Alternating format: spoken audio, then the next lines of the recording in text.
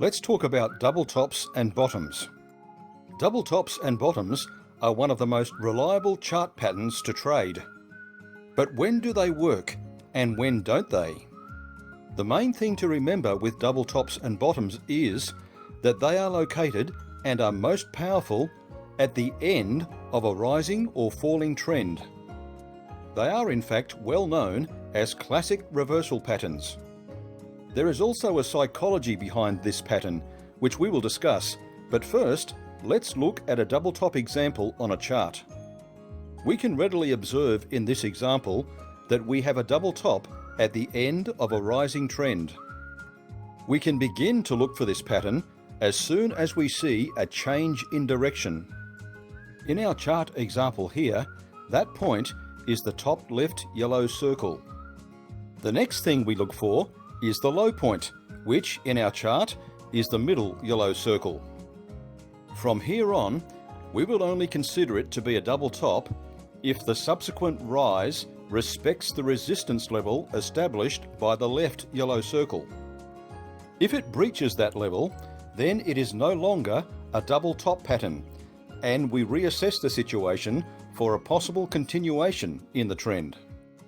If the second resistance level, top right, is respected, indicated by a reversal day which also breaches the uptrend line, you will need to decide whether to trade this on the basis that it is now in a potential sideways channel, or whether to wait and see whether the neckline, that is the middle yellow point, is to be breached. Once the uptrend line has been breached, you should then consider whether there is enough depth between support and resistance to trade a sideways channel pattern, in which case you might consider either purchasing at the money put options, or using a bear put debit spread, or a bear call credit spread with strikes above the top resistance level, on the assumption that the underlying security, having broken the uptrend, is about to trend down to a support level. If there is not enough depth in the potential channel pattern, then you will have to wait for the breach of the neckline, supported by good volume, before recognizing the reversal.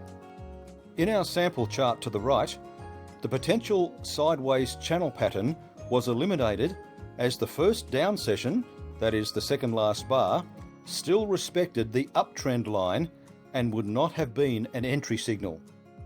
The next session, that is the last bar on the chart, breached the neckline, confirming the double top pattern.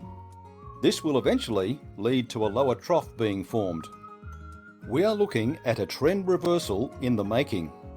The lowest horizontal blue line below the last bar is the potential price target, and since it is also at a previous support level, we have more validity for this expectation. So let's talk about the psychology behind double tops and bottoms. The process which leads to a double top starts with the bulls driving the price up initially, but after a while the bears start coming in by forcing the price down. This will form the left mark. But following the pullback, the bulls see a buying opportunity that they may have missed out on, so they drive the price north again. This forces the price back up toward the resistance level. But the enthusiasm dwindles among the bulls as they approach the resistance level again, so the bears get the upper hand and force the price down again. Since this is now the second time that the resistance level has been respected, the bulls are losing motivation and submit to the bears, who will now dominate the market. If the bears create a trading price gap, this usually means that the bulls are rolling over and leaving the market. So the bears now have free rein until such time that the bulls once again see a buying opportunity. Double tops and bottoms are essentially an argument between the bulls and the bears, that is, fear and greed. Whoever wins will dominate this security's new price direction. When the scenario that we've just described happens in reverse, we're looking at a double bottom. The downtrending security finds support twice, then breaches the neckline to reverse direction so that the price action goes north. There will be times when you will see a breach of the neckline on double tops and bottoms, but with poor looking sessions. For example, the open and close of the session is not in the opposite third of the bar or candle. If you add lower volume to these apparent breakouts, then beware. They may not only be short-lived and not produce the desired target, but in fact turn around and retreat back within the sideways channel.